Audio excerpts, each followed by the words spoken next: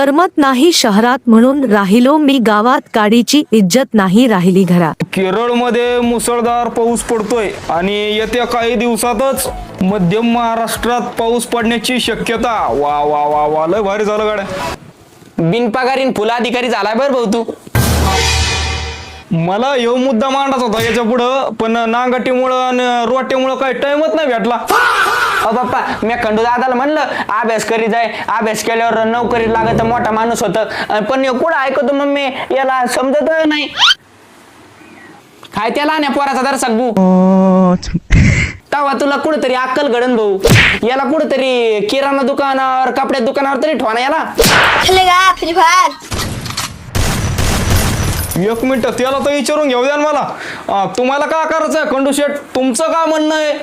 तुम्ही तर दम धरीत नाही हो बाप्पा.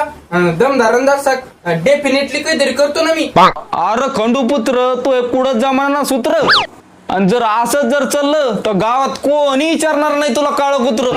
मला तर या पोराचं बिलकुल पटत नाही बाई वागणं. खंडू दादा मम्मी पप्पाचं ऐकायचं आहे. मम्मी पप्पा दिव माणूस असते माहितीये का. मला वाटलं होतं बाई चांगलं पोरग आहे, शाळा शिकन, मोठा होईन, सिटीत राहायला जाईन, येताना मोठा माणूस होऊन येईन, चांगले कपडे घालून मोठ्या गाडीतून उतरन. पण काही खरं नाही बाई याच. अरे फेल आहे फेल, काहीच होऊ शकत नाही, तो काहीच नाही होऊ शकत. हो बाई, उडी भाकरी नाही भेटायच्या खाला भाकरी. काहीतरी लावतो मी महामेळ. म्हशी घेऊन द्यायचे भाऊ, म्हशी. म्हशी घेऊन द्यायच्या का शेळ्या घेऊन द्यायच्या? का घेऊन द्यायचं?